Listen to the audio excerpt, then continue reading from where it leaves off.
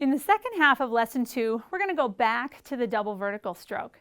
I want you to make sure you warm up playing static, repetitive intervals, but it's really important that somewhere in your exercise routine you practice stepwise motion because it occurs in the literature all the time. With this exercise, you're going to start at the interval of a fifth, and you're just going to move up and down in stepwise motion, practicing your consistency of that interval. You'll have one bar of a rest where I'd like you to condense your interval just a little bit. Again, you're going to do that by just moving the index finger in with a slight motion of your thumb. You're going to play the same stepwise pattern, only at fourths. And then you're going to do thirds, and then you're going to do seconds.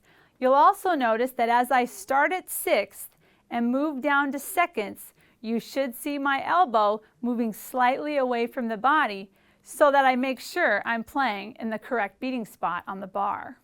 I'd like you to play this exercise only hands separately. It becomes significantly more difficult when you play it hands together, and we really don't see that type of a technique in the literature much. Hands separately, we see it all the time. So it's more important that you practice the consistency of your intervals in a stepwise motion.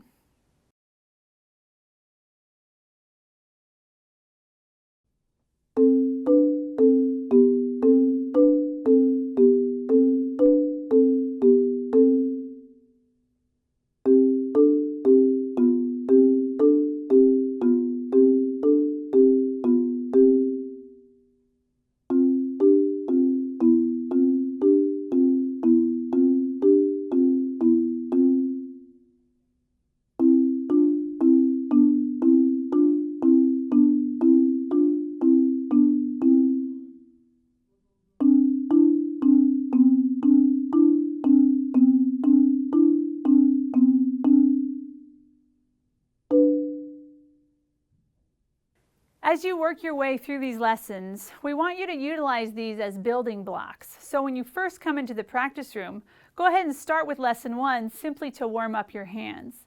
But then we do want you to be progressing through each lesson, working on specific techniques. Don't just get stuck on one exercise and practice that one to its highest tempo.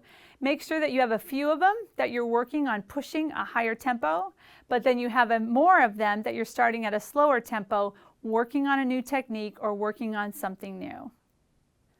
You'll notice as we go through these lessons that at this point we are only dealing with the lower manual. When you start incorporating the upper manual, you get into a lot of different body positions moving around the instrument. And I think at this stage that's a little premature. I really want to make sure you understand some of the mechanics of really playing, the techniques, and understanding how your body moves behind the instrument just with the body shifting that we talk about. We'll get to the upper manual, but for now we're going to focus on just this lower manual.